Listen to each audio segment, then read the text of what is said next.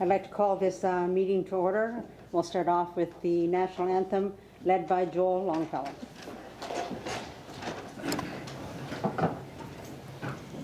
Oh, Canada, our home and native land, true patriot love in all thy sons' command. Quand on bras s'est porté l'épée, il s'est porté la croix. Ton histoire est une épopée de plus brillant exploit. God keep our land glorious and free. Oh, Canada, we stand on guard for thee. Oh, Canada, we stand on guard for thee. Thank you, Joel. As always, you do a great job. Thank you, Deputy Mayor. My pleasure as always.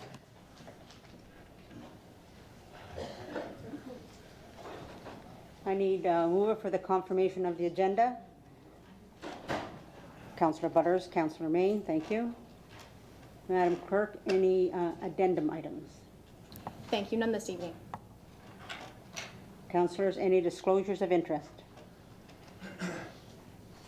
Councillor Bodnar? Thank you, Acting Mayor. Item number 12, it deals with Sherkston Shores, and I have some businesses in there, so I won't vote on that. Okay. Thank you. Any others? Thank you. Moving on, we need the adoption of the minutes. I'll have a mover for the special meeting of Committee of the Whole held on February 1st, a mover and seconder. Moved by Councillor Desmarais, seconded by Councillor Main. And then the regular meeting of Committee of the Whole held on February 22nd. Mover, Councillor Danch, and seconder, Councillor Elliott. Thank you. Councillors, now we move on to determination of items requiring separate discussion. Councillor Main. I'll do number 12 for Ron. Thank you. Any others on that side? On this side? Wow, councillors. Giving me a great night. One item. Oh, sorry, Councillor Elliott. Not over yet, yes. We need to pull number 3 for the appointment. I'll pull that. Thank you.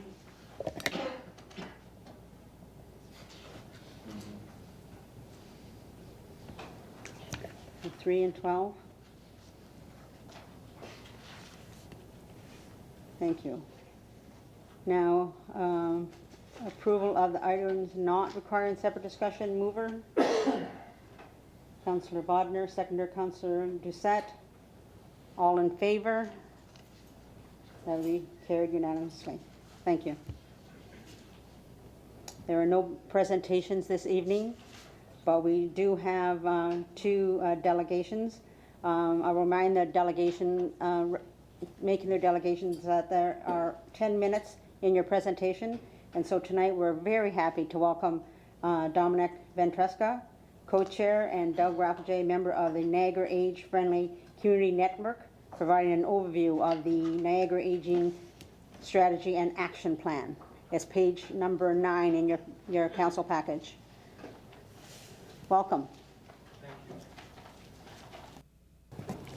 Thank you, Madam Deputy Mayor and councillors, and for this opportunity to come and share with you some latest developments in the Niagara region on the aging strategy that's been developed for all communities in Niagara, and specifically how it may relate to an age-friendly Port Colborne and how Port Colborne can capitalize on this phenomenon of having an increasingly older population in your community.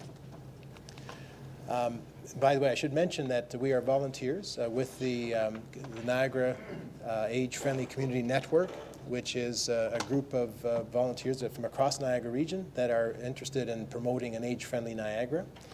And Doug and I have been at a few city council meetings or regional council meetings across, and we can't think of a better way to spend a Monday evening than to come and share some time with you. And thank you for the warm welcome. So we'd like to speak to you this evening about the new age that is upon us with the new phenomenon of a different type of older adult in your community. And we'd like to demonstrate for you how to seize this opportunity for social and economic development in your community. There is this Niagara Aging Strategy, a document that's been prepared that can guide us, guide you towards this end. And also, we'd like to leave with you at the end some proposed considerations respectfully for you to consider. First of all, let's begin with this new age notion. Today's older adult is a lot different than yesteryear's senior. And a lot of us and the media and everyone still has a sort of a stereotypic approach to what the older adults or seniors are all about. But today's seniors are different. Today's older adults are different. So and we're, I think, somewhat typical, I think, of some of this older adult. We're living longer and we're active. No, yes we are. We're here and we're healthier. And we're contributing to our community, even though we're volunteers and retired, with whatever expertise we've developed over our working lives. And we also have volunteer time to give. And that gives back to the community, providing support to our families, being consumers in the local economy, and I've got more information on that to really drive home that point in a while. And also, we donate as an age group proportionally higher amounts than other age groups. So the reality is, in Niagara, 18.8% of the adults over 65 live in this community, as compared to the provincial average of 14.2. So Niagara is an older community. Port Colborne is right up there, above the average for Niagara at 21.9%. So almost 22% of people in Port Colborne are over the age of 65. And the proportion of Niagara region population 55 and older is forecast to increase from 27%, which it was in 2006, to 36% to what's projected for 2031. So these are pretty compelling demographics. To show you where Port Colborne sits in the Niagara spectrum, Niagara-on-the-Lake is the community with the highest proportion of older adults at around 26, almost 26%. Port Colborne is second in Niagara. And you can see where the other communities leading up to the region's 18.8%. So this is an asset that you have, and we're going to touch on here some ways to capitalize on that capital that you have in your community. The largest percentage of the population is expected to come from, why there's this increase is because we already have a large base of older adults that have lived here, grown here, emigrated here perhaps after World War II. But also we have a whole lot of people coming into Niagara from the GTA and other parts of Ontario, other parts of Canada, because they have discovered the great things that Port Colborne and the rest of the Niagara region has to offer older adults. And here's some actions. And the Canadian Federation of Municipalities, with which all of you are familiar, they say that municipal governments are on the front line of this new demographic development. The World Health Organization has weighed in and said something similar. The economic opportunity that exists, and here's the details that I wanted to touch on I mentioned earlier. Younger generations no longer represent the biggest growth market in our communities. Rather, baby boomers will be numerically superior over the coming decades and will control the bulk of wealth and spending in our communities. In fact, and this was an interesting detail that I came across in our research for these presentations, boomer households spend 66% more on goods and services than millennial households. And as important as it is to retain, to attract younger people to live in our communities, there is this reality already that older people are attracted to this community and have a lot more money to spend, and they spend it. So an economic opportunity is before you in terms of being age-friendly. For private businesses, the Senior Secretary has identified this, but locally, the Welland-Pelham Chamber of Commerce, which has partnered with the Welland Action Group on Age Friendly, they have developed an age-friendly business guide for their members, and they have identified that older adults are picking up their spending levels, and therefore it's wise to cater to that to community, and it's a good business decision. Again, in high level, we're asking this council to give consideration respectfully to learning more about becoming age-friendly, which is a good indicator that you've accepted our delegation this evening. Also, you all have a copy of the clerk was good in distributing a copy of the Niagara Aging Strategy and Action Plan, so that's what we're here to speak about briefly tonight.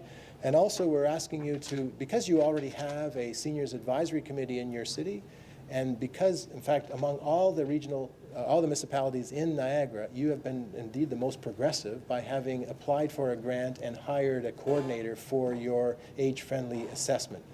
Kudos to all of you for having done that. That's, again, leading the way in this region. A little bit about the action strategy, or the Aging Strategy and Action Plan. We applied for 2 Trillium grants, totaling $290,000, and we've been at this as volunteers since 2009.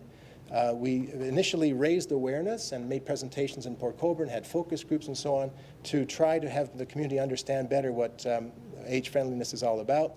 And then second round of our grant, we were able to hire a consultant who had a number of focus groups and had a number of ways of getting over 500 people to contribute towards an action plan. The partners that have been involved, you'll see Welland has been very much involved. The foundation there, the advisory committee, the City Department of Recreation and Culture. The Niagara Connects is a research and planning council for Niagara Region. Niagara Region itself, that's when I was there working in senior services. Niagara College, Brock University. These have been the main partners that have been throughout this process.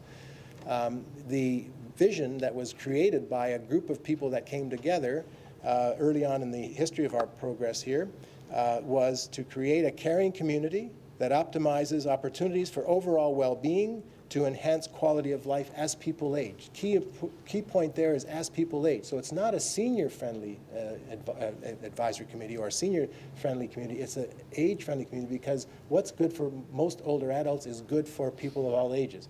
And we can touch on, for example, curb cuts and more time to cross at crosswalks. That applies to parents with young children just as much as it does to an older person. Or if any of you go skiing and come back with an injury and you're on crutches, that's important to you too, to negotiate the environment. So those are some examples. And therefore the tagline that an age-friendly community is a community for all ages. The World Health Organization has identified these 8 domains. They're typical for older adults, but typical again for people of all ages: housing and social participation, communication, outdoor spaces, and so on. Transportation. So what is the aging strategy? You have the booklet that summarizes it. There's a series of other documents that are companion documents that go into greater detail, and these were created not by the age of people participating, but people that were well and fit, and people that were requiring some help with their activities of daily living, and then those, of course, who are perhaps in a long-term care home or elsewhere that require 24/7 care. There are 5 major goals that came through with this 500 people that contributed. Leadership and engagement, active and positive lifestyle, health and wellness, services and supports, and supportive infrastructure. And beneath each one of these, there's about 20 objectives. These are the major goals, about 20 objectives. And then what makes this plan unique is that's about 100 action plans with community partners identified to carry through on those plans. Now, when the consultant came in Port Colborne, had a couple of sessions for the citizens that were invited to, here's some of the points that came up. And these have been unedited, so what the citizens said is what I've recorded here. Parts of the city are walkable. Planners, kudos to the city planners here, seem to be using active transportation principles in the eyes of the folks participating. Scooters on roads, however, are a danger, and they're suggesting a bylaw to deal with this new phenomenon of the much more use of scooters. Uneven sidewalks are found in some areas. Intercity bus schedules and transportation to out-of-town hospitals need attention. The Bridges Community Health Care, or Community Health Center, and Port Cares are seen to be very good. Someone suggested memory clinic could be used in this town, in this city. more supportive housing, especially when mental health is a concern, more affordable housing, only one long-term care home in town, therefore a long wait list for local citizens. So I'm going to turn it over now to Doug Rappelje, who's going to, I said to him, I'll tell the story, you deliver the punchline. So I'm going to have Doug deliver the final words here. So this just highlights what are some of the opportunities for the city that we hope you'll consider, raising awareness of the age-friendly community principles among management and staff. In the communities we've gone to, they have engaged and had special sessions for management and staff. Investing in easy-to-achieve items for all ages, such as larger font on road signs. It's something that has been put into effect in Welland as recommended by the advisory committee there. More curb cuts, walking paths with park benches. Assigning a staff member as an age-friendly champion, someone to lead the movement here in Port Colborne to oversee your age-friendly community strategies, beginning with the research, what other municipalities are doing. And as Dominic indicated, we really commend you on engaging someone to carry out a survey. It, I'm sure, is going to really benefit council as you plan for the future of an aging population. Developing a strategy for capitalizing on the social and economic capital of older people, and Dominic referred to that, of the contribution seniors make to your community. And joining the World Health Organization Age-Friendly City Network, I think down there about 3 now that have joined that network. Engaging your Senior Citizens Advisory Committee and engaging them to regularly provide an age-friendly lens for your municipality and community. I've had the privilege of being invited to meet with your advisory committee a couple of times, and again, we commend you on this initiative, which I'm sure will benefit council in making decisions. And requesting a staff report to council on possible next steps for an age-friendly Port Colborne. So these are really the highlights of what came out, and as we indicated earlier, many of the things that have been highlighted in the report came up earlier, as Dominic said, in Port Colborne. The transportation was something identified right across the province. Affordable housing, and I know today I was pleased to see that the province announced, I think, $178 million over the next 3 years to help develop affordable housing, because it's a real issue right across the region. So that's our presentation. We'd be glad to try and answer any questions.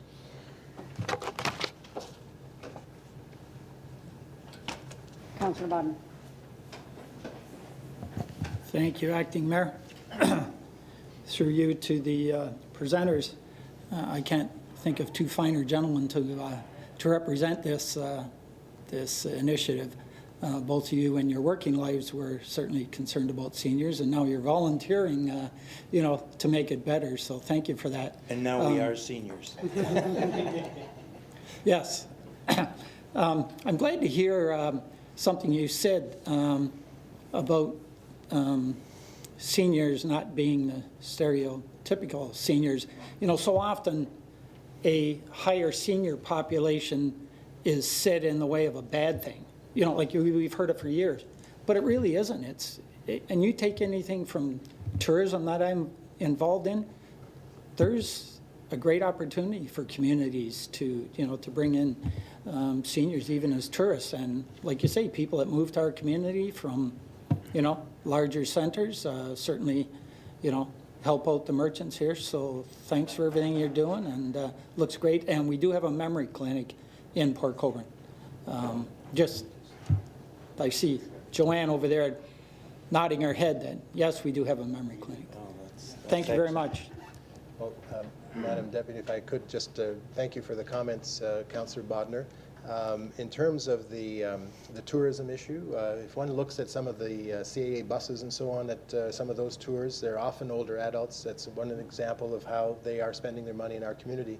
And you've got some great opportunities here to attract tourists here, whether it be the West Street and And of course, being on the lake is wonderful, and housing developments, if you look at what's happening in Ridgeway, for example, or Port Dover, or Port Stanley, Leamington, other communities on the north shore of Lake Erie, capitalizing on older adult communities and attracting people from the GTA and other places. So I think Port Colborne is well poised to capitalize on some of those, and we wish you well in all of those undertakings, and also the entrepreneurs in your community that will undertake those. If I could just add quickly on a personal basis, I just had the good fortune of being on a 15-day cruise, and I don't think I'm overstating when I bet you 90% of the people on that cruise were senior citizens. And so, as you say, we contribute, and we just happened to go to the Panama Canal, and I don't know why we don't continually promote our canal, because to me it's just as interesting as the Panama Canal. It's just a sideline. And if I may, we're doing a little tag team here, Sure. and if I may also pick up on the point of the stereotype and how oftentimes it was regarded as a negative thing for a community. But even though the reality is we're all going to become seniors at some point, some of us sooner than others, you know, that time is going to come for all of us. And if we do require, near the end of life, some additional care, well, the money that comes in our province for health care comes from the province. And whether we live in Port Colborne or in Burlington or in Sudbury, wherever we are, that health care money will go to that community. And what it does, when it does go to those communities, is creates good, well-paying jobs in medicine, nursing, and allied health care, and so on. So there too, there lies an opportunity for some good paying positions in a community when there are older people. And not all older people are totally the recipients of health care, but reality is we're all going to be there one day and receive our own health care as needed. Thank you. We have a couple more questions for you. Councillor Desmarais. Thank you, Madam Acting Deputy Mayor. Thank you so much for your presentations. It was great to hear you say all those wonderful things about our seniors committee. And as a councillor who sat on that committee now for 6 years, I can tell you that it is a very active committee, and the Niagara Aging Strategy and Action Plan reads very much like the strategic plan that we developed for our committee. The very first thing we did was went out and worked toward the age-friendly designation and received that from the World Health Organization. So we do have that here in Port Colborne, and of course we do have the memory clinic. So we're on our way, and we're with you. And I do agree. This is very, very important. It makes a better place for all people if we pay attention to the needs of seniors. So our assessment that we're developing right now will go a long way to helping the city make decisions in the future. But I thank you. And I think you're the first community to do a survey like that I'm aware of. Thanks, Councillor Desmarais. Councillor Elliott.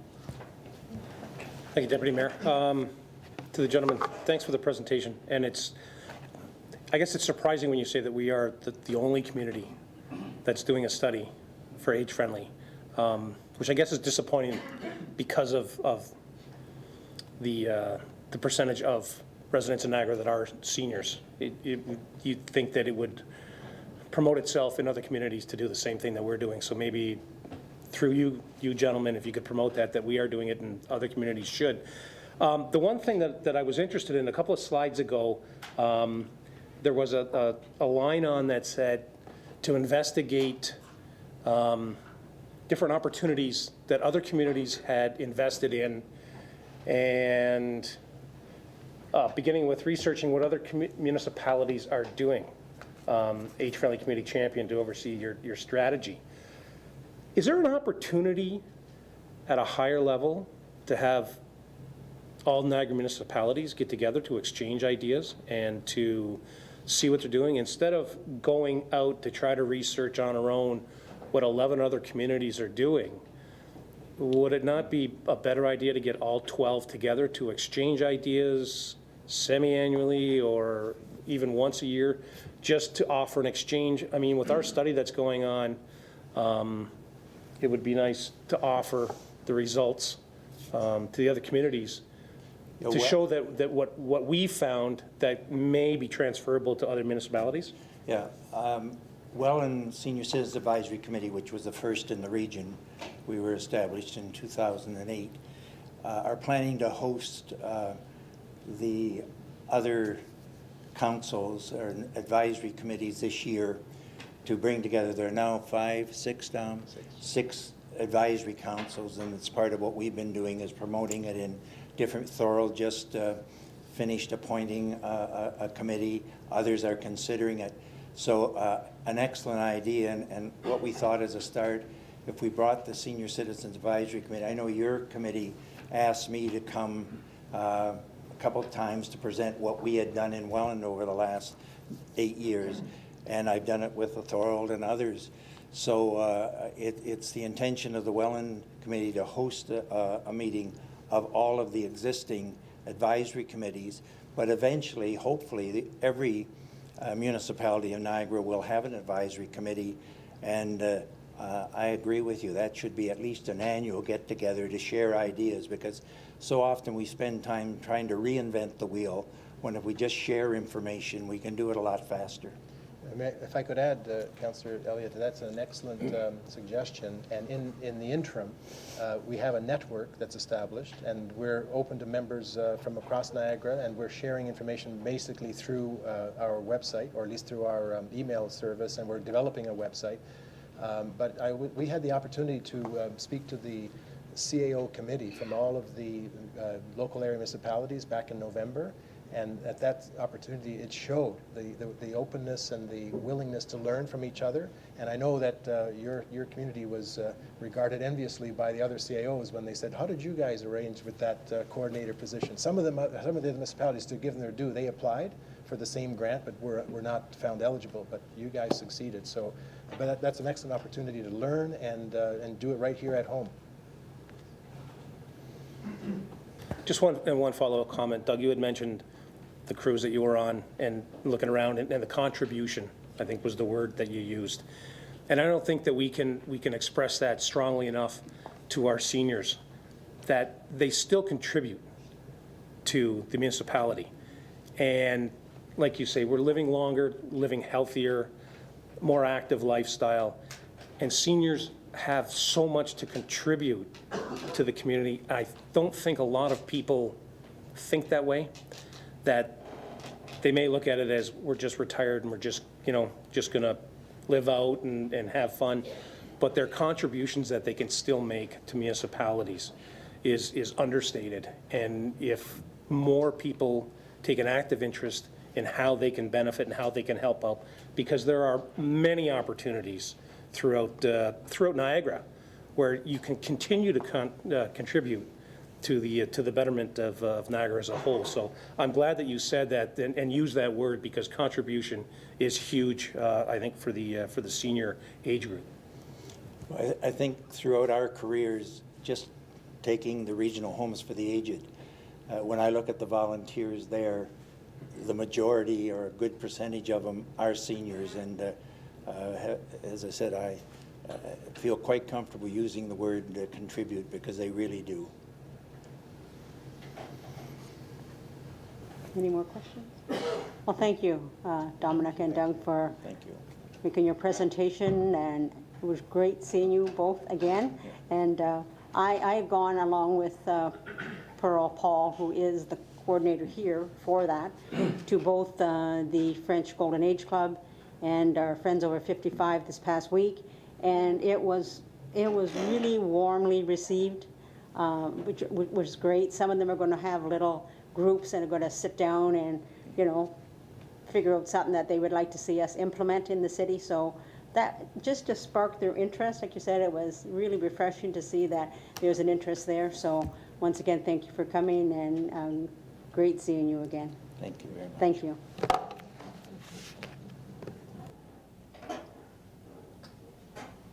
Next on our delegation is Bob Saraceno.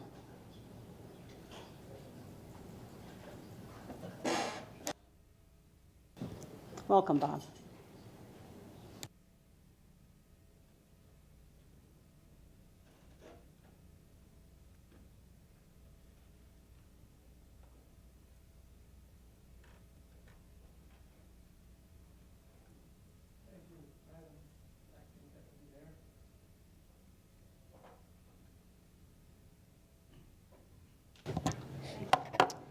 Again, thank you, very much, Mr. Acting Mayor. Members of council, ladies and gentlemen, good evening. I will be brief. First of all, let me begin by saying that I want to wish Mayor John Maloney a full and speedy recovery, and I wish him the very, very best.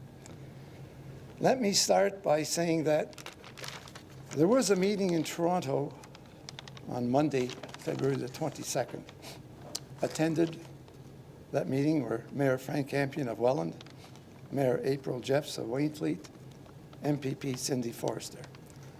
With respect, Mayor Maloney was ill and could not attend, which is understandable and acceptable.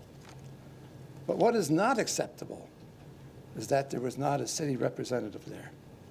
That's unacceptable. It's not easy to get a meeting with a cabinet minister. And when you do have that opportunity, it's hopeful that an elected representative will be there to represent their municipality and the subject at hand. And I'm kind of disappointed that Port Colborne was not represented. Let's go back 65 years talking about seniors, and my good friend Dominic and Doug, to February the 10th, 1951, the official opening of the Port Colborne General Hospital. I have the privilege of having the original copy of that opening. It was one of the most modern in Canada, and it was dedicated to those men who fought and died in the Second World War, and is erected as a grateful tribute to those who gave their lives, blood, sweat, and tears to bring us victory in the Second World War. It was erected as a memorial to those from Port Colborne and Humberston and the four municipalities surrounding. And for that, we are all very grateful that they have given their lives for the supreme sacrifice of us here today. That hospital, a cornerstone of this municipality, a foundation on which we have built, our forefathers have built. And I'm very sad to see what is happening with our hospital. The erosion of services over the many years. If those men were alive today, to see what has happened to our hospital then, let us not forget that they did not die in vain. Almost every resident of Port Colborne, Humberston, and adjoining townships of Humberston and Wainfleet subscribed to the funds to make the hospital a true community enterprise. But look what has happened. Day surgery gone, acute care beds, ophthalmology, most of the lab, our ER. How sad it has come. And I want to draw your attention, members, to 4 years ago, 2012, what has happened. And I look at the papers, the Tribune, no new hospital here, Welland. A new hospital for South Niagara should be built in Niagara Falls, said the Niagara Health System Supervisor Kevin Smith. That hospital, he said, would replace aging hospitals in Welland, Port Colborne, Fort Erie, Niagara Falls, and Niagara-on-the-Lake. Smith recommends a hospital be built near the Queenie and Lions Creek Road in southeast Niagara Falls. Another release dated back in September the 20th, 2012. Hospital on life support, dated August 31st, 2011. Health Minister Deb Matthews appoints Kevin Smith, NHS Supervisor, disbanding the Board of Trustees in the process. September the 9th, 2011. Smith tables a review of the controversial NHS Hospital Improvement Plan, while he conducts his own review of the NHS operations. May the 3rd, Smith releases his interim report on the restructuring of the NHS hospitals, including a recommended new South Niagara Hospital to replace existing facilities. Another paper dated back in September of 2012, 6 months to live. More newspaper clippings of the Tribune then, not today, with the Welland Tribune has replaced the Tribune, but that's a subject of another day. Thursday, May the 3rd, 2012, almost 10 years after they reopened the new emergency wing in Welland. Smith's draft report on restructuring, the NHS recommends building a new South Niagara Hospital to replace current facilities in Welland, Port Colborne, Fort Erie, Niagara Falls. And when that new hospital is a reality, in a minimum of 6 years, members, existing hospitals will close.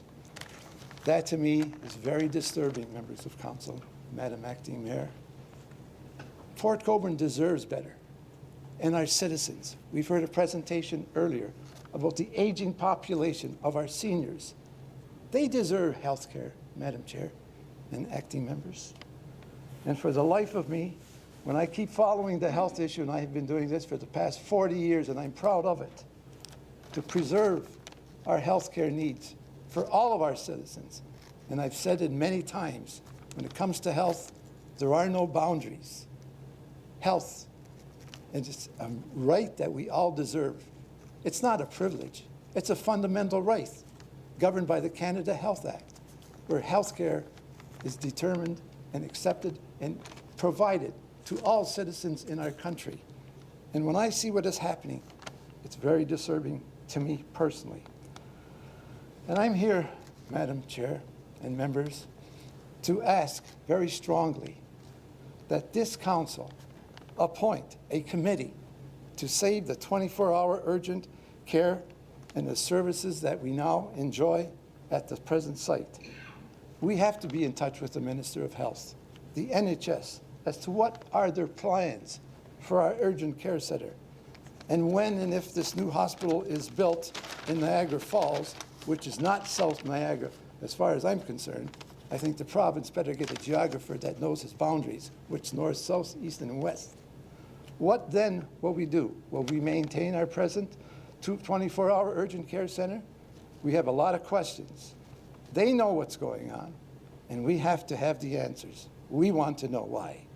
So that is why, Madam Acting Mayor, that I ask you and this council to please find in your way to appoint a committee that we can put in place to make recommendations to the NHS on the needs of our citizens. And I want to compliment the nurses and the doctors and all the staff who maintain the urgent care, who are up on the complex care on the second floor. They are working very, very hard, and they are dedicated to their profession, and they are dedicated to the health care needs of all citizens, regardless of where you come from. It's a right, a fundamental right that we have. Let us not throw this down the drain.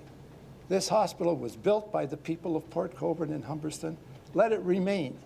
And God forbid that in the province's wisdom that they say that they build a hospital in Niagara Falls. What kind of pressure is this going to be putting on to our friends to the North Welland? They have a committee formed. And I recommend strongly, Madam Acting Mayor and members of council, to appoint a committee to put in place now, before it's too late. My estimation, there will be a hospital built. The announcement will probably come within a year. Remember, there's an election coming up in 2018. It'll take at least 2 years to build that hospital. So let's get on right now.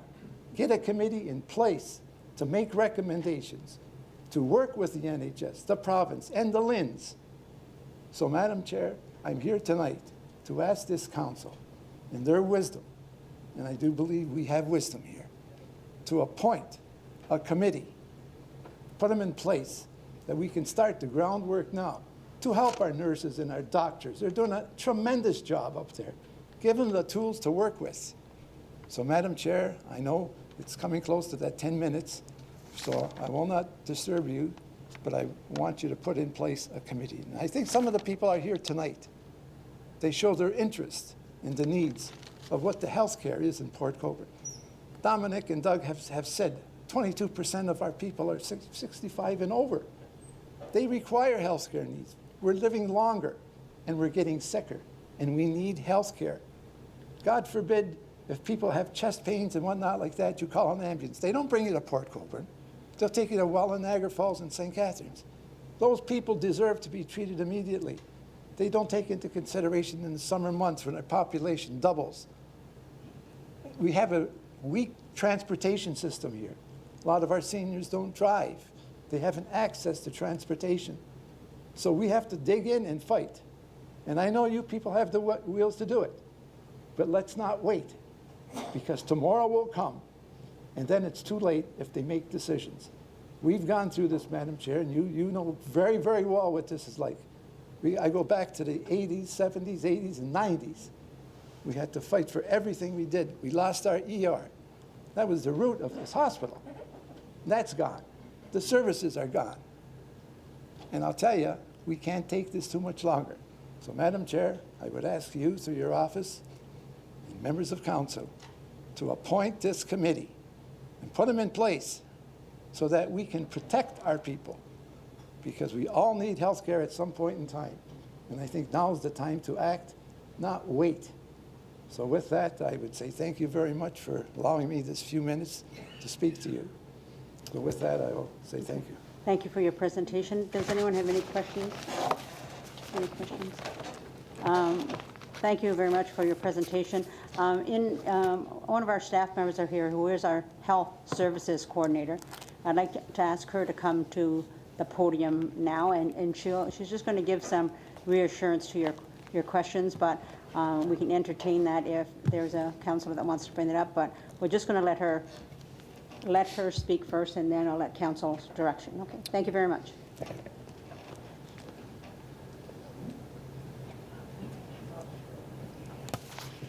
Thank you, Mr. Saraceno, for your presentation, and through you, Deputy Mayor Kennedy, rest of council. I would like to point out that we do, in fact, have a Health Services Committee.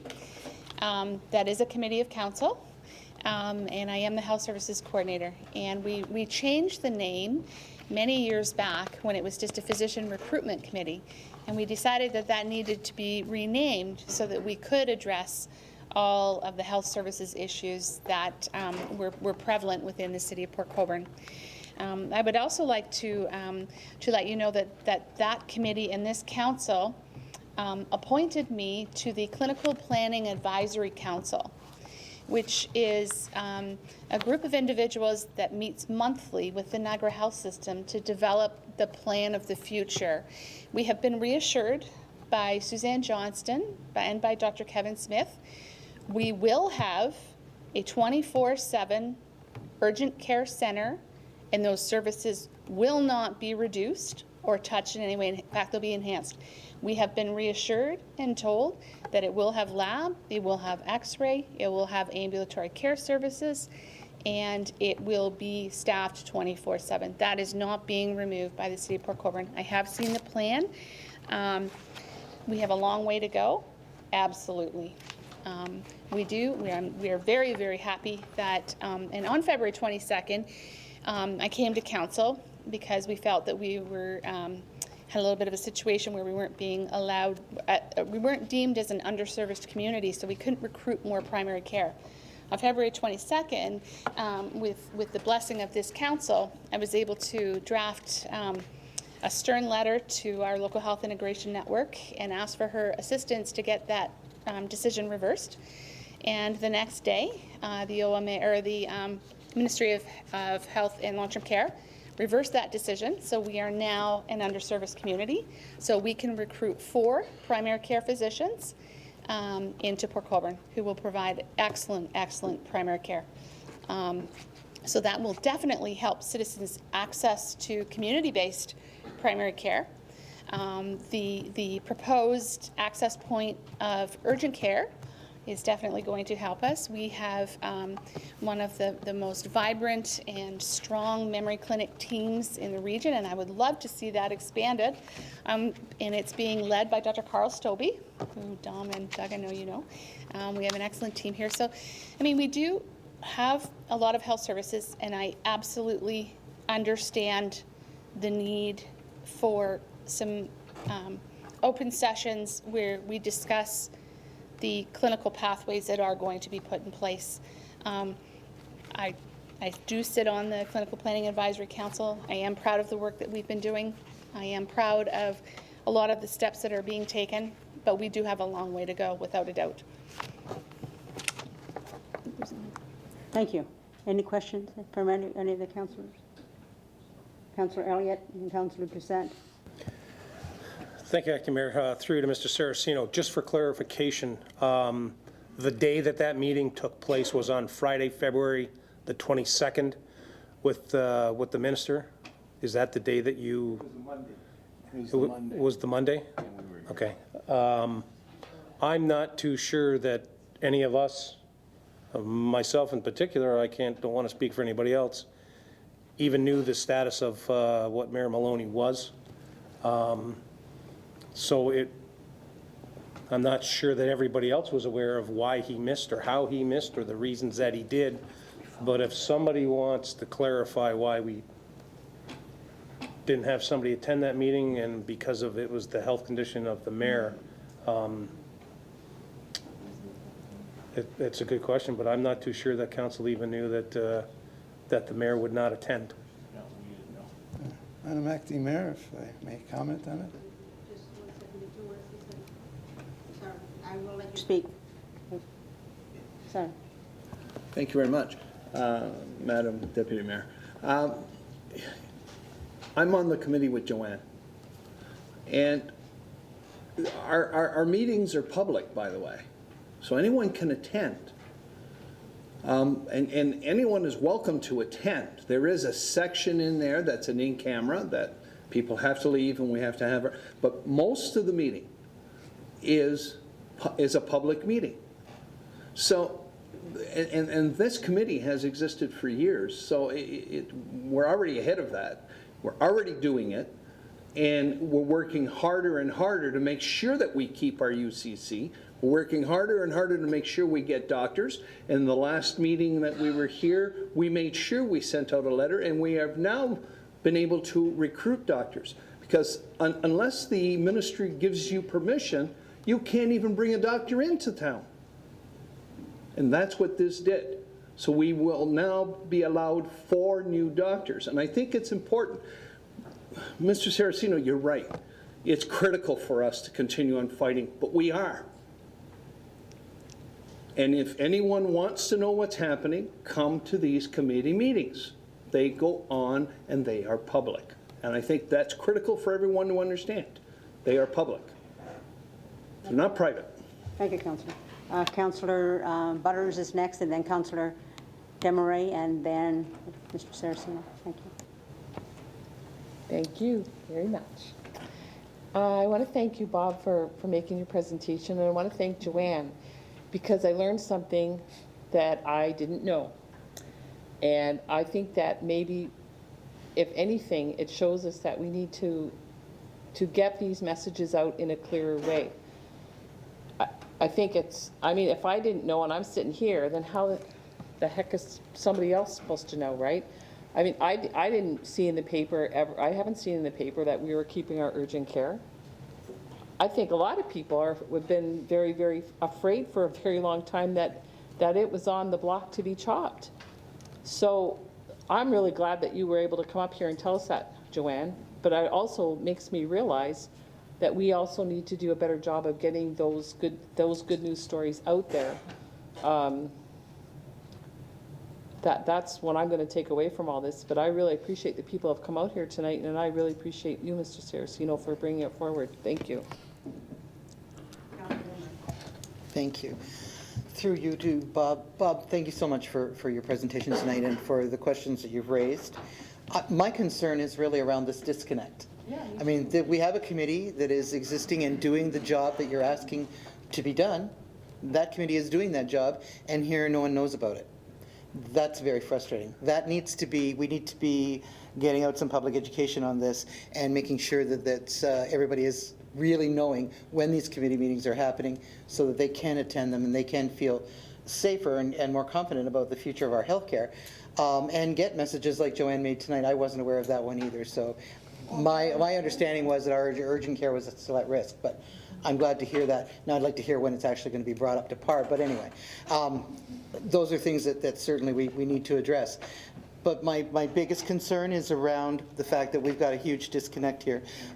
A lot of people who have been active in this area don't know about this committee, and this committee is doing the work that they're requesting to be done. So we need to fix that. That's my big point tonight. But keep on fighting. It's good. Thank you, Councilor Demery. Bob? Yeah, thank you very much, Madam Acting Mayor, and I respect and thank you for your comment. That's one of the problems you got here. It's communications. And really, you talk about disconnect. Well, this is a perfect example of disconnect. How the heck do people out there know this?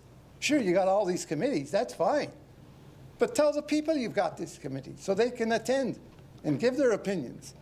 If you members of your council don't even know that, how do you expect the public to know that? You go around town, and you've been around, Madam Acting Chair, and you hear the concerns of the people over there. And those people that are working in urgent care now, God bless them all. The conditions that they're in there under, really, it's terrible. If the NHS is going to put money, why the heck aren't they putting it in there? They shouldn't have to work in some of those subterranean conditions. And if the people knew about that you had this committee, you'd fill this council chambers. I'll see to that. They don't know you got these committees going over here. And I'm telling you, I get pretty upset about it. And that's fine. I don't mind that. Because you're dealing with people's lives out there. You got these committees. That's fine. That's great. But what's the committee doing if the public don't know about it? I'm sure if they were aware of it, put them in flyers with your tax bills or water bills or something like that. Go to your senior citizen center. You know, go to your churches.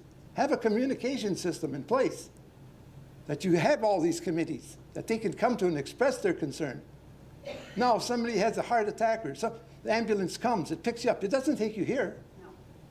And what happens then? You got to go to Welland, St. Catharines, or Niagara Falls. I mean, that's why this committee should be put in place. If they're active now, I'll be there, and I'll give them some advice what to do. You can die before you get from here to Welland or St. Catharines or Niagara Falls. You know, an ambulance can't go into the hospital per se, and it's not actually considered a hospital because it does not have an ER. We're being downgraded this and this and this. Look at the problems we had with the NHS with the HIP programs and all that. Dr. Kitts, Kevin Smith, Port Colborne. Does it matter to them? Well, we've got 18,000 people that it matters to me, and I'm sure every one of you feel that same way too.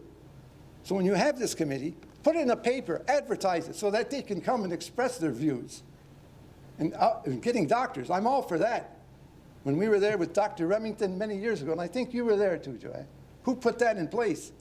Thanks to Dr. Remington and whatnot some years ago. So, Madam Chair, I think you've got a communication problem here, and I'm looking for your leadership. Unfortunately, Mayor John is not here. But you've got to do something about that. Because 22% of our people are seniors out there. They don't know all this. A lot of them do not have access to transportation, driving, and parking. That, to me, is ridiculous. To have to pay for parking at an urgent care center? Ridiculous. A money grab.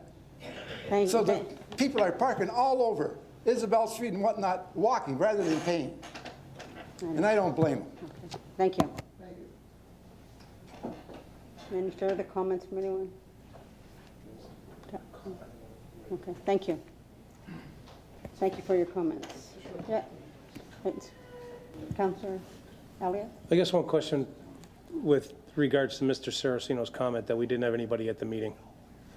I, for one, did not know the condition of the mayor and saw it in the paper when the picture was in with the Mayor Wayne Fleet and the Mayor Welland, and it said in the article that our mayor was absent.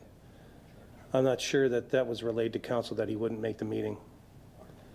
And if anybody has a reason why we didn't get notified that there would be nobody in attendance, I'd be open to hearing why. I'm sorry, Councillor. I honestly cannot answer that question because I don't know either. Maybe he was feeling unwell that day. I'm not absolutely sure. That was the 22nd, was a Monday, and to my knowledge, He had his mild CVA or stroke on the 25th or the early hours of the 26th. That was my understanding. So if he was not, maybe he had not feeling well at that time, I'm not sure. But that's all I can comment on, and I don't think anybody else could either. And it's certainly something I wouldn't want to be asking him now and as he recovers. But that's all I know. Thank you. Thank you. Now we'll move on to my Deputy Mayor's report. And I am pleased to tell you that our mayor is progressing well. He's in Shaver with his rehabilitation, and we really do hope to have him back here very, very soon. This past week, and some of the council members were with me when the Minister of Agricultural, Food and Rural Affairs, Jeff Leal, visited Port Colborne with the province's checkbook in hand. The city of Port Colborne will be receiving $2 million towards the cost of redesigning and installing a complete storm sewer system to facilitate the remediation of the Nickel Street area. In this area, there are over 300 commercial and residential properties, and that are directly impacted by the inadequacies of this 1929 era storm sewer. And we look forward to completing this project over the next 18 months. Minister Leal then traveled to Welland, and he met with area mayors and councillors, as well as the youth of our community, to discuss engaging youth in civic leadership roles, developing youth or job strategies, and to learn more about the barriers facing youth in our rural communities. And although it wasn't reported in 2 previous media reports, I'm pleased to say that Port Colborne was well represented at the table, with 3 members of our Mayor's Youth Advisory Committee, Stephanie Klingbeil and her sister, and Stephanie is the chairman of that Youth Advisory Committee. Also, there were members, Katie Cornwell, and then members from that committee, as well as students from Port Colborne High School and Lakeshore Catholic High School, and Councillor Doucette was there, as well as being actually the council member on the MIAC committee. So that was great representation from Port Colborne. As you all know now, at our February 22nd council meeting, Joanne was directed by us to send a letter off to the LIN about our concern about community was not on the ministry's list of communities in need of doctors, thus restricting us from bringing new doctors into our family health organizations. And as you all know, that after the letter was sent, and last week we received the news that the city of Port Colborne is now on that list, and we are actively recruiting new physicians. So if you don't have a family doctor, I encourage you to contact Joanne here at City Hall and get your name on that list. This afternoon, I was lucky enough to meet with 2 members of Goodwill Niagara, the CEO Bob Romeo and Marketing Director Laura Hills. And Goodwill Niagara will be opening soon in Port Colborne at the former Staples store on West Side Road. They're going to come, actually I've asked them after I met with them to come to council on March the 28th, and they're going to give a little report to the community to let them know what exactly is happening there. And they're going to employ, it's just a small amount, but you know, it's still employed 16 to 20 people at their store. So that was really great news. And then Councillor Main, and I believe it was Evan Axe from our staff, went to the Niagara Entrepreneur Awards. And this year we had 4 businesses from Port Colborne in various categories nominated for the Niagara Entrepreneur of the Year Awards. Andy Veenstra of Veenstra Farms Limited was chosen as the Agricultural Entrepreneur of the Year, and Wayne Elliott of Raw Materials was chosen as the Environmental Entrepreneur of the Year. Congratulations to everyone around the region who was nominated or won, but we are very fortunate here in the city of Port Colborne to have many enterprising individuals and businesses at our doorstep. this one is important to me, and I know all of you.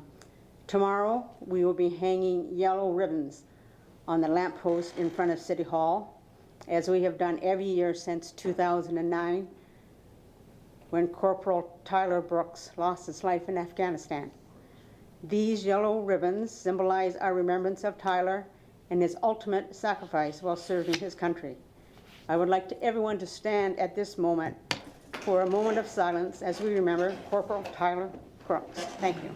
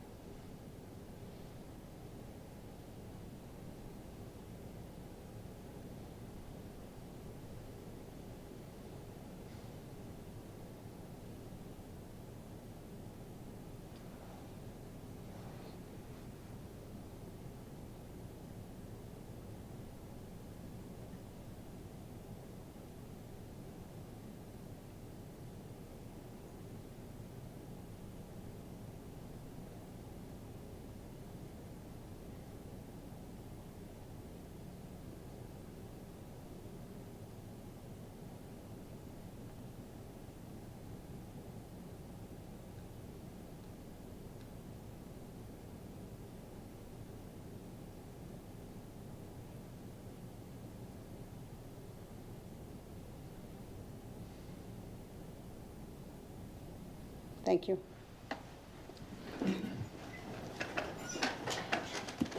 I had the opportunity of going to the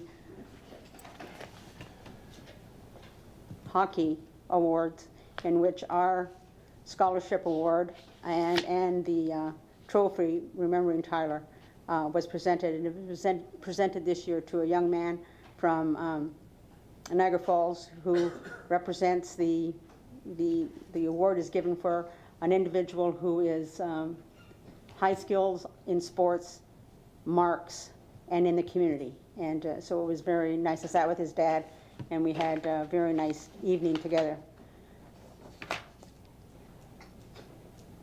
And how it works is there are 8 teams in this Greater Ontario Junior Hockey League, and they are each nominate one candidate. And the winner this year was Sean Fargunson of Niagara Falls. So congratulations, Sean. We also have been notified in the city by Statistics Canada that they will be hiring about 35,000 people.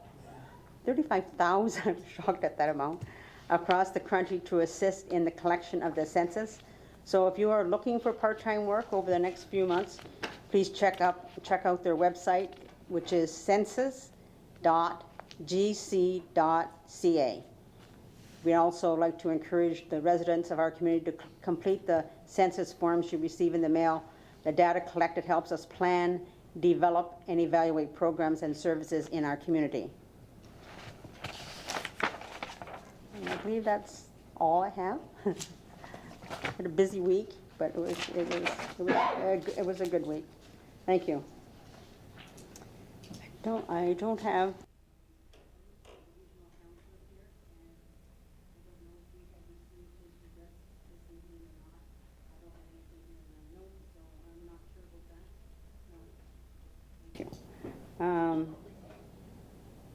So the next item on our agenda is council's items, but before I get to that, I'd like to ask our acting CEO, Ron Hansen, for just a few updates that I've thought of during the week.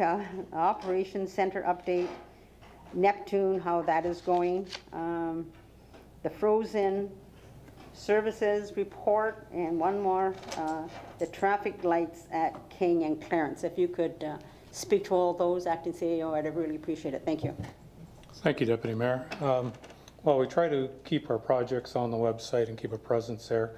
I just wanted to give an update on a couple of these items as the Deputy Mayor has suggested, so that it's out there to the public, any of the information they may require. On the Frozen Services remediation project, which we started in January, we've completed 85 of those services that froze last spring. So we continue to work away at this with our own forces and also with a contractor on board. So this project's going to move right into April until our budgeted funds are expired. So that's progressing slowly, but with good results. Secondly, the Clarence and King traffic signals. Anybody that's been downtown, you've probably noticed their construction has started. This is our last set of signals that we need to rebuild in our program. There's 40 working days to complete this project, and it should be done by May the 9th, after which we will complete the reinstatements of the roads and the sidewalks with our own forces. With regards to the Operations Center, tenders will be released tomorrow for the Operations Center. We're ready to go. The tender period is March 15th till April the 11th, after which we'll have our bid analysis of the bids that are received from our pre-qualified contractors, and then a council report on May the 9th with a recommendation of the award of the contract. Lastly, the meter retrofit program. We're 6 weeks in with our water meter retrofits. We've had mailouts to the southwest sector, everything south of Park Street, and to date we've completed 645 meters with 270 appointments booked within that area. And we just want to put a reminder out there for anybody that has received a notification for the retrofit in that particular area. Call the 1-800 number that's provided in our brochure to Neptune Technologies, and we'll get that meter changed out. We just want to get that out there. The next area to move to will be north of Park Street, northwest sector of the city, and they'll be moving in for installs in the near future in that area. Thank you. Thank you. All right, councillors. Oh, you have a question? Certainly, Councillor Bodnar. Through you to the acting CAO. Ron, what happens if someone just outright refuses to have their, or doesn't bother calling? Should they be concerned about the consequences of that?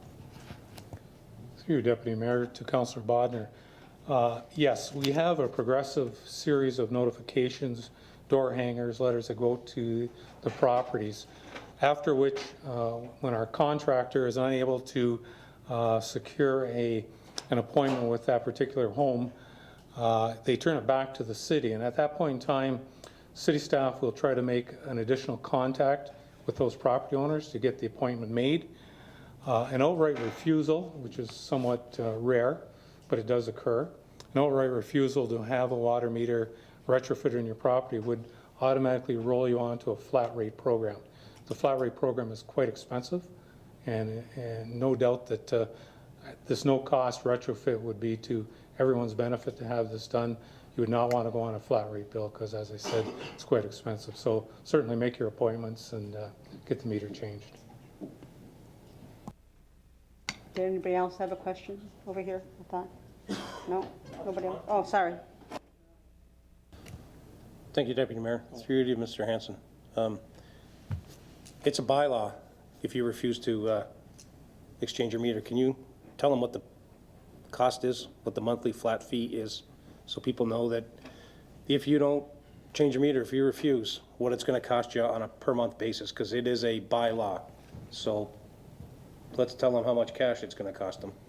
I'm not certain, Councillor Elliott, of the exact rate on that, but I believe it's probably in the range of about $500 flat rate on your quarterly bill. Okay. I thought there was an email that came out that said it was a $200 a month flat fee. Peter, if you want to. Do you have that rate, Peter?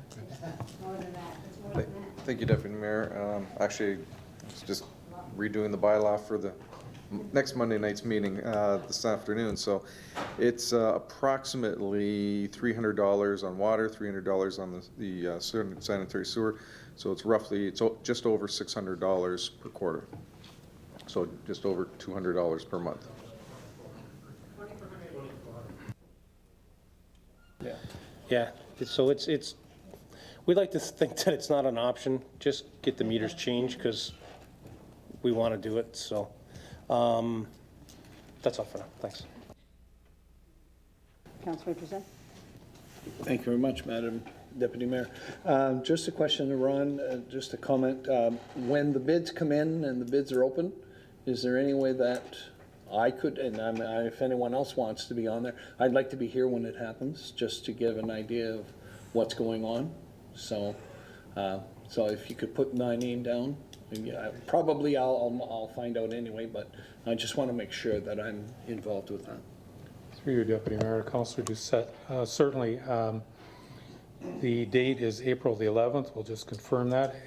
At different times during different tenders, especially with the complexity of this tender, there could be extensions requested by the general contractors, additional time for tendering. So we'll have to put that out if there are extensions, and then I could simply advise council when the date is confirmed, when that'll be the final date and time. Typically a Monday. We open our tenders on Monday at 2 o'clock, so I'll confirm that date once the tender process is underway, and we'll let everybody know. Now, councillors' items. Councillor Demerick. Thank you, Madam Acting Deputy Mayor. I just have two questions. One is for Peter and one is for Ron. Peter, we'll go with yours first. When will the budget come to council? Through you, Deputy Mayor, the general budget is going to, the report will be coming on the next council meeting, the 29th. Okay, thank you. And the next one to Ron. Ron, as for the crosswalk on Main Street around Wellington, do you know when we can expect to see that happen? I'm just, what I'm hoping for is that that is complete and all done before school lets out. Through your Deputy Mayor, we've been in contact once the budget was approved for the crossing. Our staff are in contact with the region, and they're having those discussions now. I don't have a date yet of when they'll have to put that out to a tender process, and then we'll advise council on the progress of that once it's underway. Thank you.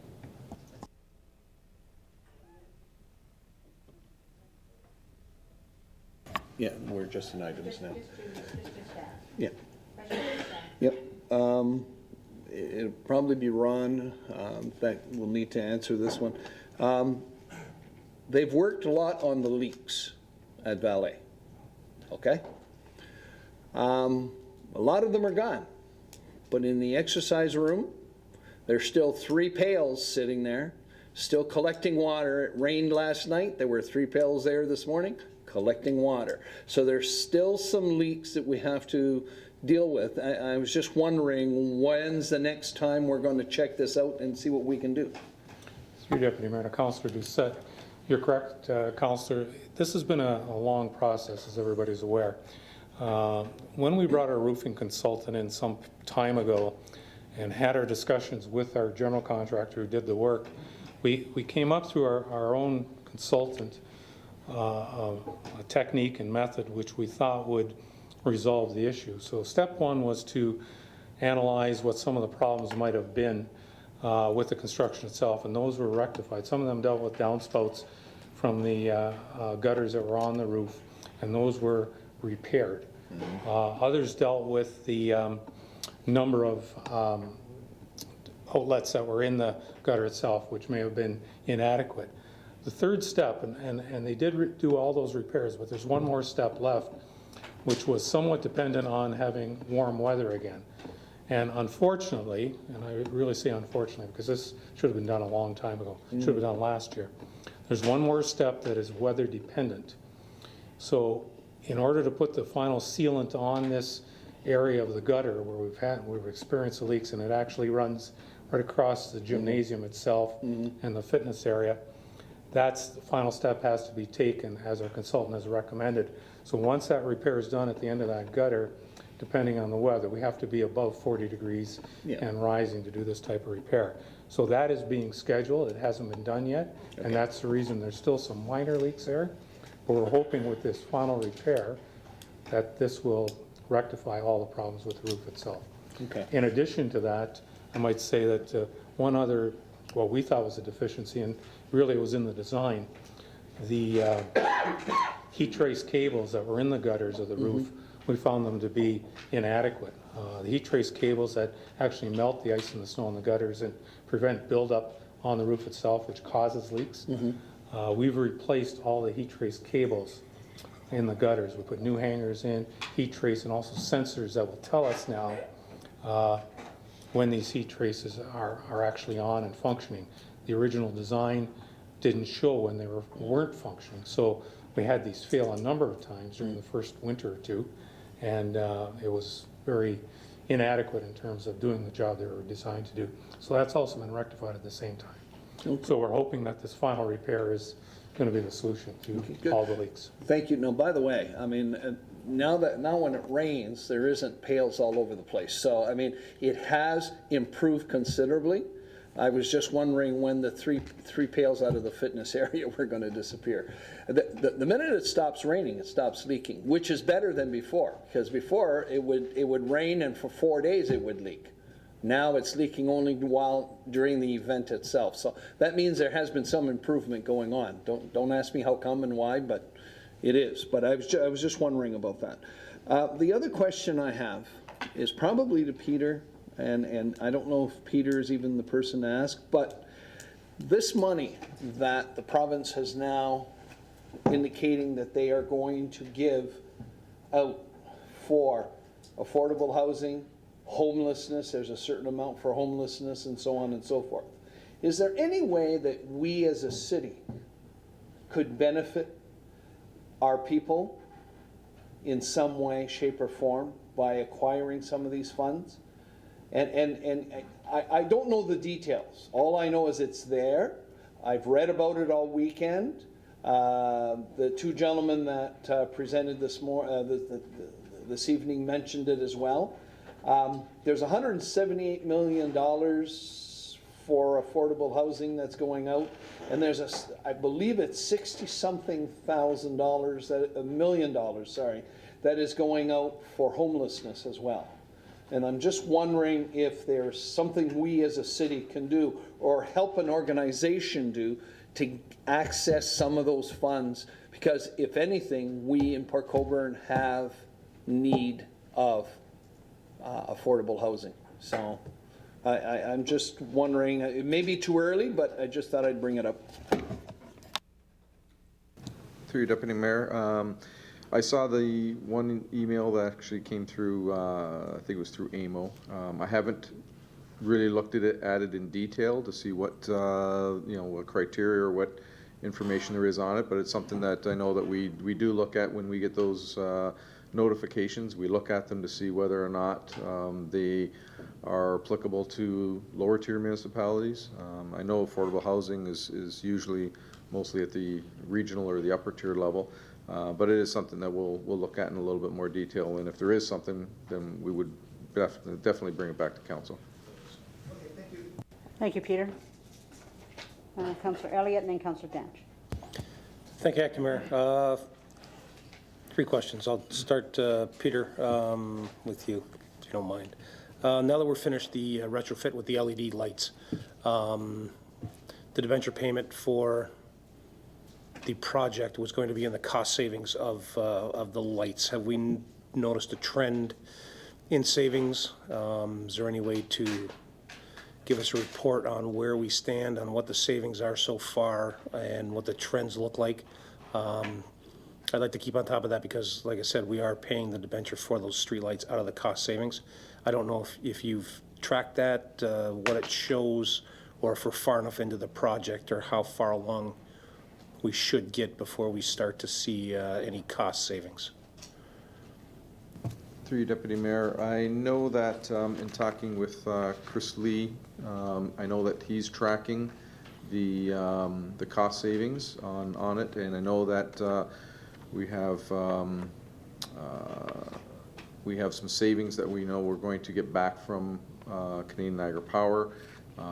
And also there's a grant that we'll be receiving back.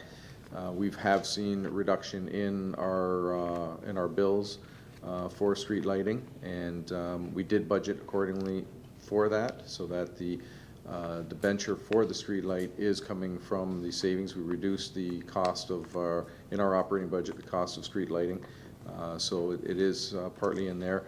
And after we get through basically 1 year of savings, we'll know exactly what that number is, because we believe that it's going to be, the savings would be higher than the amount that we actually have reallocated towards the debenture payment, and be able to either put the funds away for that debenture going forward, and so that we have it in the future, and ultimately looking at reducing the operating budget by that amount at some point in time, probably within the next 2 years, once we get a handle on exactly the savings that we're getting on that. So I know Chris is keeping close tabs on it, and working with Canadian Agri-Power on the actual costs that the city is compared to what we used to have.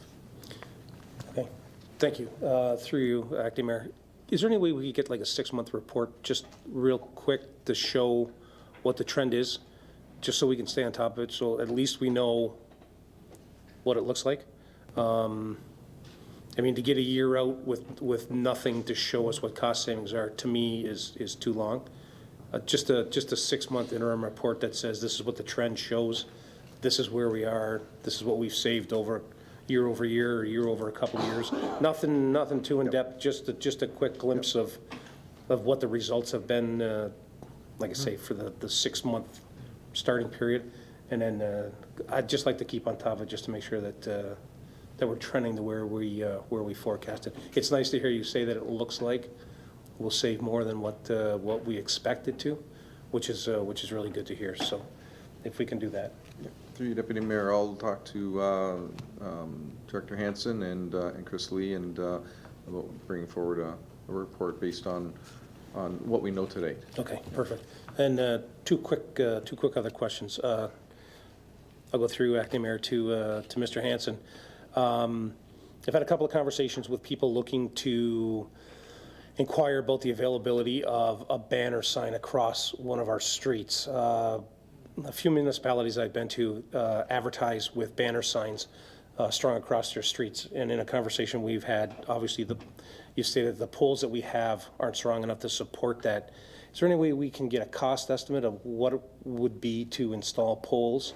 I've had at least one inquiry from a nonprofit looking to advertise and willing to buy the space, provide their own banner sign, and then if there was a cost to erect it, to cover that cost. I know that was speaking with some of the folks from the BIA with events that are going on. They would look at putting up banner sign to announce that. I was also thinking with Canal Days, with Sports Fest, with Flavors, we could put those signs up. I know for a fact that my parents are still in St. Catharines, and when the Rankin Cancer Run is about to happen there on Geneva Street in St. Catharines, the banner goes up well in advance to announce that it's coming. When they have their signature event, Grape and Wine Festival, they have a banner that goes up that announces when that's coming, and then there's several other announcements that they advertise on their banners. It's just a great way to draw attention to it. It lets people know. It would be nice if we could get it on Main Street, because that's the traffic, but I'm thinking as a regional road and part of our provincial highway, it's probably not going to happen. But if we could just get a cost estimate on what it would be to erect the poles to support that, and then take it from there, and I'll leave that open for your comments. Through you, Deputy Mayor. Yes, we'll bring back a report on the cost to acquire and install a couple banner poles. As I was telling Councillor Elliott previously, the current concrete streetlight poles probably aren't adequate or sufficient height for this type of application. So we probably have to install a couple of banner poles that are designed to take the wind loading of the banners themselves. So certainly we'll get those costs and try to determine a suitable location. Probably on a local road would be preferable. Okay. I don't believe they're allowed on certain regional roads, but we can check that as well if there's a preference for Main Street. So we'll come back with a report on that as soon as it's available. Okay. And just one quick final question. When, Ron, when you had given your little summary of things that were going on, I forgot to ask, is the Seaway still on target for opening the bridge on Friday? According to the paper there. Through you, Deputy Mayor. Yes, the most current information we have is that the bridge will be complete as promised on March the 18th, with the Seaway opening on the 21st. So yes, we're looking forward to having the bridge open on the 18th.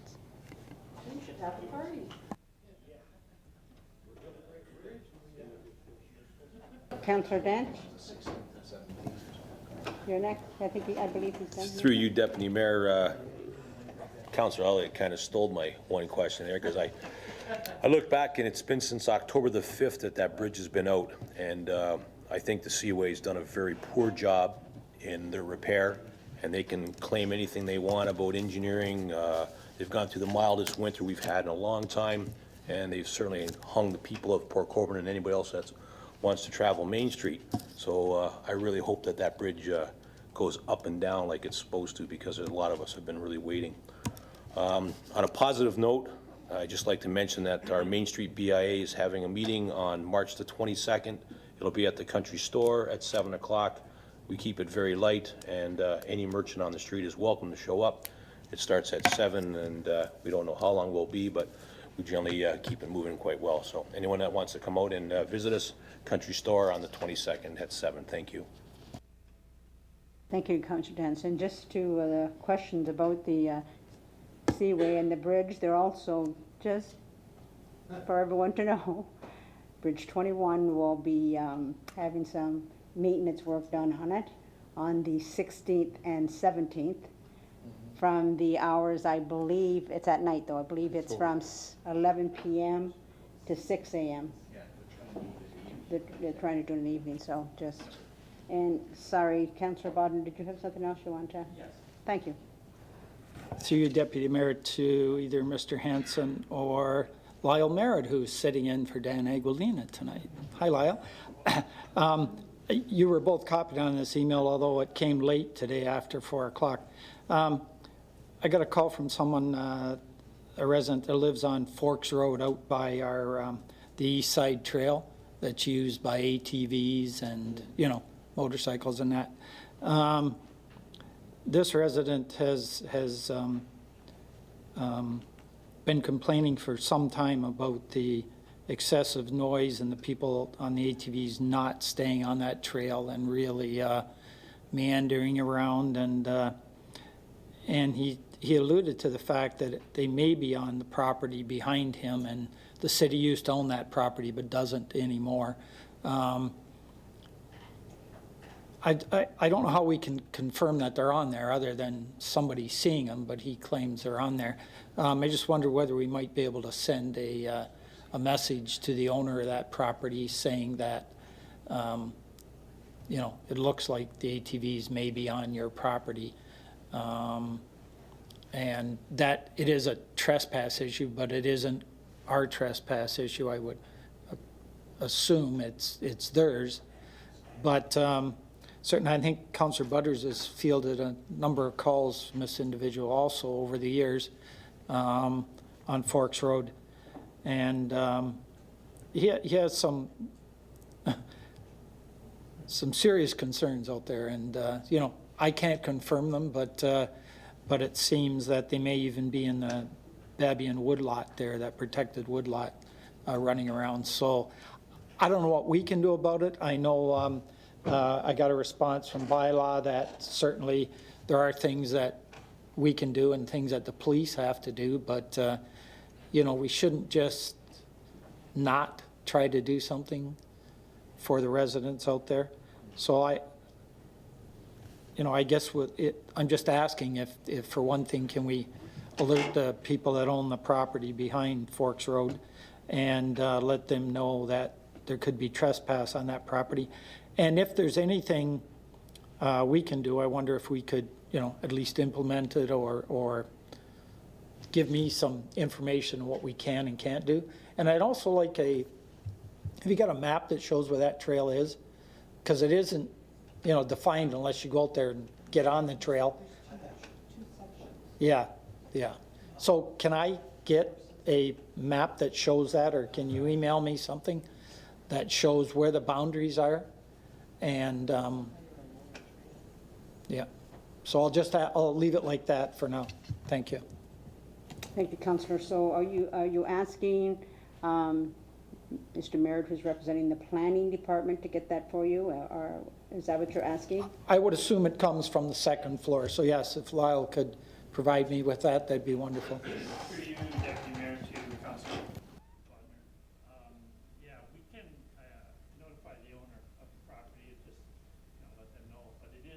trespass issue, and it is private land. If they don't want to pursue anything, then it's kind of up to them. We will notify them.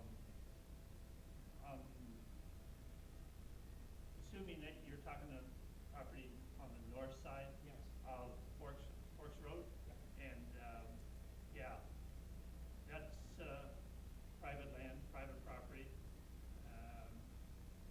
With ATVs, it's considered a moving violation, so therefore bylaw can't deal with moving violations. That's all done through the police.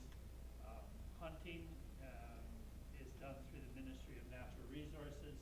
If there's illegal hunting being done out there, all hunters must obtain permission from landowners before they hunt on private land. So there's a number of issues, and most of them have to do with trespassing. So we will let the owner know that there is some trespassing that goes on there. As far as a trail map, there's no official trails on that property. So we have some on different property, but not on that one. Councillor Biden? Yes, thank you. I was talking about the unimproved east side trail that's close to the seaway there. I believe, Is that yeah. Harry? Is I that believe our something you- CAO knows. Oh, okay. He's got something to comment. Deputy Mayor, I was just going to add that Mr. Hakeem and I met last year with the ATV Club. We are the lessees of this multi-use trail, which runs along the canal and borders the Nyon property and abuts the Forks Road allowance. And we had some discussions with the ATV Club, and we had a suspicion, I'll let Harry speak to it as well, that once Nyon begins to develop this land north of this property, that we suspect this will all be fenced. Right now, everything is open from the multi-use trail all the way through to Welland. It's pretty much open land. It would be extremely difficult to control. But once Nyon develops as part of that control, we suspect all of that will be fenced. We'll probably solve the problem in the future if that develops. But I know Harry has some information in terms of the multi-use group as well. Through your worship, Acting Deputy Mayor Kenny, to Councillor Bodner. The ATV group that's out there now, representative of the Niagara Trails Committee, just recently enhanced some of the trail network that's within the property boundaries that we, more or less, as the lessees with the St. Lawrence Seaway. They've actually defined some of the properties that they can use, and they're actually quite adept at conveying the message that their club members and participants stay on those trails. And I've gone out on 2 occasions to witness that they do a good job in that regard. But when it comes to these other groups that are going north of the trail or beyond the trail boundaries, that becomes private property matter and way beyond their capability. But they do have a good network and communication with the Niagara Regional Police ATV unit. So they do report these things as well. So it's value if we know that there's a problem. It doesn't hurt for us to communicate to the club to say, by the way, through your network, could you just convey that there are some trespassing matters that perhaps they can try and support and help and do some observation with the Niagara Regional Police Services ATV unit. Thank you. The map I was talking about, can you show me the boundaries of that trail? That's what I'm asking for, that just, because I can't really see where they are. So if I had it on a map, it might be useful. And are they allowed to run that trail 24/7? Like, is there any hours of operation? Because the other thing was that they will run all night long, and it's not a very nice noise, so.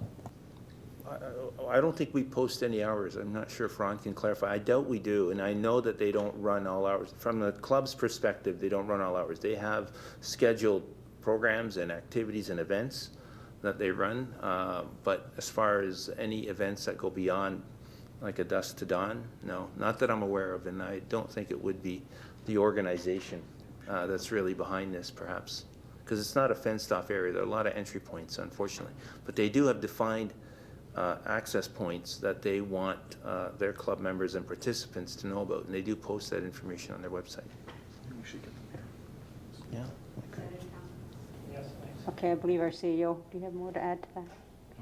Okay, that is fine, thank you. I have a question. I want to know, Peter has some news for us, and so does Harry, I believe so, about our Nickel Beach.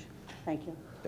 Just if I may, Deputy Mayor, just go back to the ATV, that if council also wants the ATV group, they could possibly come and give an update on what the group is doing, what they have done over the past year, the funding that they received, and how they're patrolling and controlling the that trail, because I know that they have relationships also with other groups that are using that trail, because it is a multi-use trail, whether it's the horses, the bikers, and that type of thing. So that is something that if council does want, we could get a hold of that group if they want to have more information from that particular group. I'll leave that to council. Council, anyone? Okay, just one second. Councillor Butters, you have something? Yeah. Thank you, Madam Mayor. Two things. Is the Forks Road, there used to be a barricade at the end of the Forks Road section. There used to be a barricade there. Is that still in place? Because that was at least somewhat helpful to, keep access from that at that point, because that was a really easy access point to then get around and in behind the properties that are on the north side. Do you know if that barricade is still there? There was like I know at one point we put up a barricade, and then not very long after that, they figured like guys with the big trucks with the big wheels came in and yanked it out. So it's a really problematic area. I think it's kind of like renegade characters that are, especially after dark, and that's simply not even safe. So I can't imagine the ATV groups or the motorcycle folks condoning in any way that kind of activity. But I would say check that barricade for one. And then the other thing is, since the NRP does have an ATV availability, maybe a letter should go out to them just saying there are problems being reported to us, even if it's on private property. They need to be aware of, maybe they should be coming out there on some weekends, especially after hours, and just checking it out for themselves. Thank you. Thank you. To Director Sinez's comments about do we want them to come and make a presentation, is there any councillor that would like to put that on the floor and have a mover and a seconder? Moved by Councillor Desmarais. Do we need a seconder for that?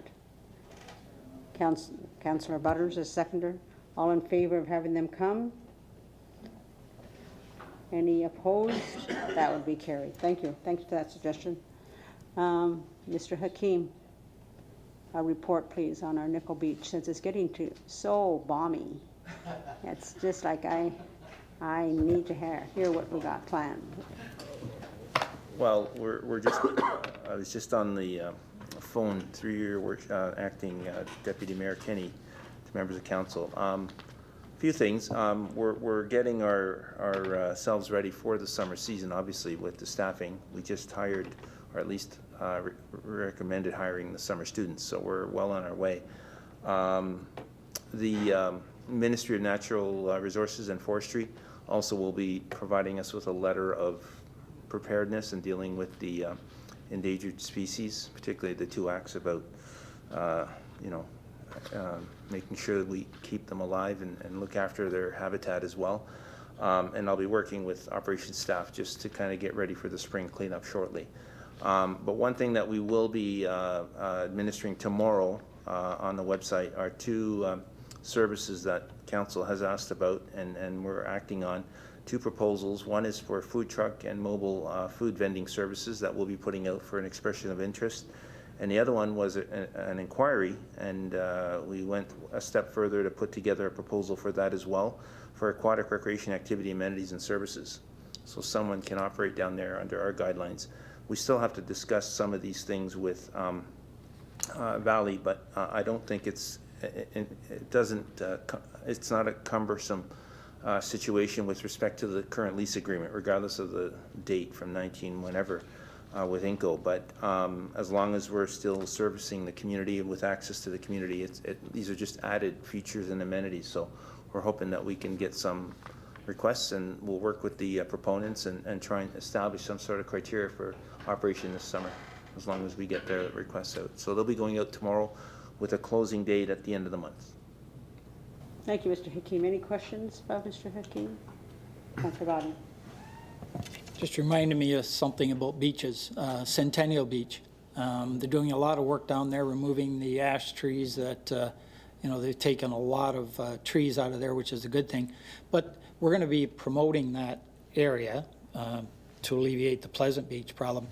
If you look at that parking lot, the parking lot that's not on the lakeside, there's none on the lakeside, it's on the backside, but that parking lot is kind of sad. I noticed that when Councillor Butters and I were out there for Remembrance Day even, you couldn't park without getting in puddles, and if we're going to invite people out there, it can't look like crap. The first impression is going to keep them there, wanting them to come back. So we need to, after they're done, remove those trees because they're working right in that area. I wonder whether we can get, some loads of stone in there, whatever it takes to just kind of define that better and make it real inviting for people. And it's not a very big parking area if we're going to start inviting people there. So I'd like staff to take a look at it, make some determination of, is it adequate? And how would we react if we do get a bunch of people out there?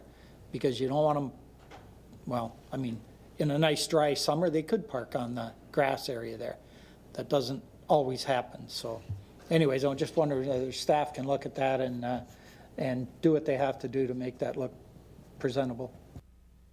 Thank you, Councillor Budner. So I guess I will transfer it over to the CAO. Do you think we could get some news back on that, or how we can do that? Deputy Mayor will do an analysis of that parking lot and certainly see what's required there for maintenance. I'm sure it's probably a routine every spring, so we'll follow up on that. Any other items? Councillor May. This is just a quick one through you, Deputy Mayor, to Harry. Seeing that the weather's so good, I've been getting a lot of requests from the boaters about stepping up the shoulder season so these guys can get their boats in the water earlier. Has there been any thought at the marina about starting up a little bit earlier? I just met with the marina staff last week, and there is. I think they're trying to get themselves ready, perhaps. Nothing has been announced formally. And with respect to the amount of work that's involved in getting the marina ready with the staffing and the support that they need to bring in the seasonal workers a little bit more advanced. We're looking at those cost centers right now, and I think we're going to be able to accelerate. But to what timetable, I haven't been provided that information by Mark or Chris yet. But I'm speaking to Chris tomorrow morning, and I can certainly ask him to see what sort of timetable they're willing. And we've got to kind of dovetail our efforts with operations staff, because we've got to get the water on. There are a number of other things that need to be explored. It's not just a turnkey or a light switch that really turns on, but we can certainly look at that and put it on the radar as far as exploring pushing that up. It would impact a cost center as far as revenues. We would have to charge a little extra in terms of meeting that timetable if we move it up either way. So those are things that we can explore and certainly get back with some more detail. Councillors, anything else? Nothing? Okay, thank you. Staff responses, any staff responses? Mr. Sinez. Through you, Deputy Mayor, just a reminder that, and for the public and the media, that we are going to be having a special council meeting next Monday on the 21st to report on the wastewater budget. So that'll be coming on Monday. And included with that will also be the storm sewer fee that was brought forward to council in December to be discussed at the water budget. So that'll be on for Monday night, 6:30 here in the council chambers. Thank you, Mr. Snez. Anything else? Oh, sorry, Harry. Just one quick announcement regarding the Healthy Kids Community Challenge. I don't know how much detail council has had. I know that the mayor's office has been involved with this information, and Nancy's up to speed with most of it. We did apply for funding, and we just received the word that it was approved this afternoon. And in fact, all 12 municipalities that have ventured into this campaign. And fortunately for Port Colborne, we did get the lion's share, which is a good thing, but it means we've got a bit of work ahead of us to get this Fun in the Sun program and a Participate Passport going. And we have 4 partners on board with this. And we'll roll out more information with detail as it comes along, but it's quite exciting that we would get some funding to help generate a program, particularly working on the east side with the East Village community folks, as well as Councillor Demery can help me out.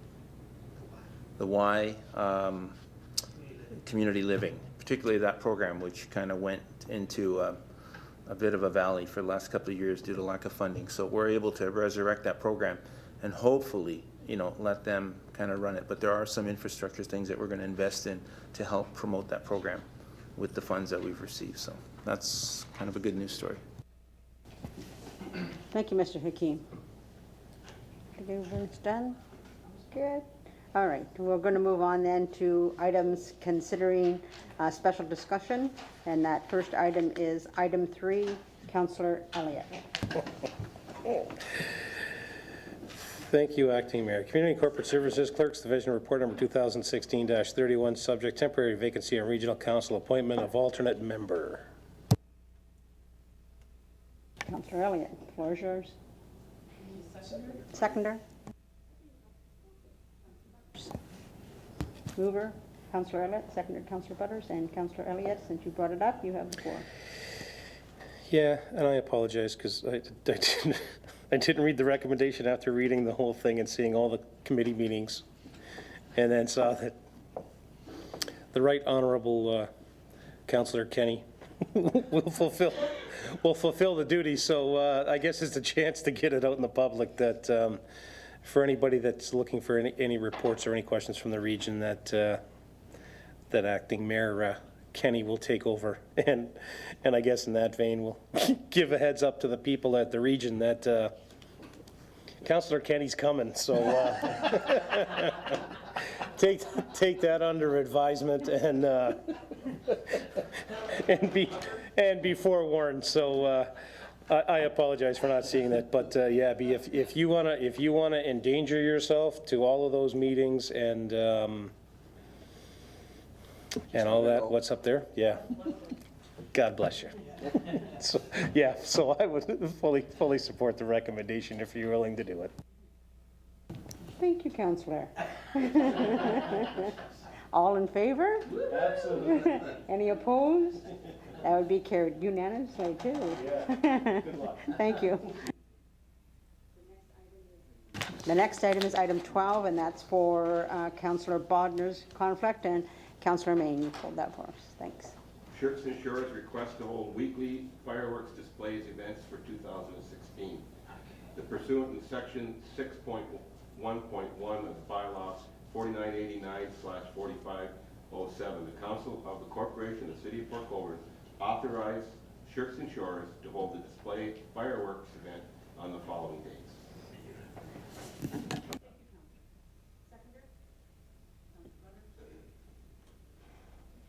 Any comments or questions? Councillor Main. My only comment is they've done this over a period of years, and I don't really have an issue with it, other than they brought it up to Ron. But the fire department is more than happy with the operation we get at Churchton.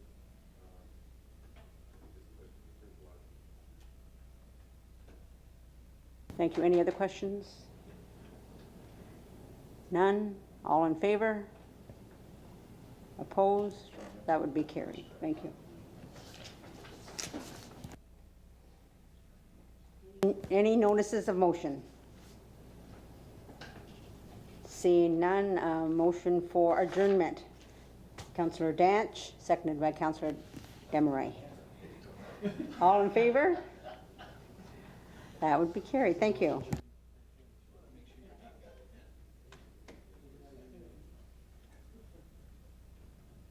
Councillors, moving on to the regular meeting of council. I'll call that to order. Any introduction of any addendum items, Madam Clerk? Thank you, Deputy Mayor. No, none this evening. Thank you. I need confirmation of the agenda. Councillor Elliott, seconder Councillor Doucette, all in favor? That would be carried. Disclosures of interest, Councillor Bodnar. Thank you. Item 12, Madam Mayor, it deals with Shirks and Shores, and I have businesses inside there. Duly noted, Yeah. thank you. And I have one as well, item C of the closed session. Okay. And moving on now to the adoption of minutes. Special meeting of council held on February 22nd. Mover, Councillor Danch, seconded by Councillor Elliott. All in favor? Next is a regular meeting of council held on February the 22nd. Mover, Councillor Main, seconded by Councillor Butters. All in favor? Determination of items requiring separate discussion. Councillor Main, are you going to pull 12 again for the conflict? I'll pull it again. Thank you. And approval of items not requiring separate discussion. Mover, Councillor Butters and Councillor Desmarais. All in favor? Thank you. That's carried. Consideration of items requiring separate discussion. Councillor Main. Shirks and Shores request to hold weekly fireworks displays event in 2016. Seconder, Councillor Elliott. All in favor? That would be carried. Thank you. Proclamations that I have, and I'm sorry, it's not in my package. I thought it would be here. Let's just make check now, because sometimes I tuck stuff away. Just give me one sec. No, I don't think I do. Thank you. We just got it right. Thanks. So anyways, it's Fresh Air Fund Day on March the 20th. And if you remember that, I believe that's when the kids from the different cities come in. And so that will be carried on again in our city. And we'll declare that mover for that, Councillor Doucette, and seconded by Councillor Elliott. All in favor? Any opposed? That would be carried. Minutes, the next is minutes of boards, commissions, and committees. The minutes of the Environmental Advisory Committee on November 25th. Mover, Councillor Danch, seconder, Councillor Doucette. All in favor? Opposed? That would be carried. Consideration of bylaws. Madam Clerk. Thank you, Deputy Mayor. That the following bylaws be read and enacted. Bylaw 63351516 being a bylaw to appoint members to the Economic Development Advisory Committee and Grant Policy Committee. Bylaw 633616 being a bylaw to assume and declare a parcel of land in the city of Port Colborne as a part of a public highway, that being Wellington Street.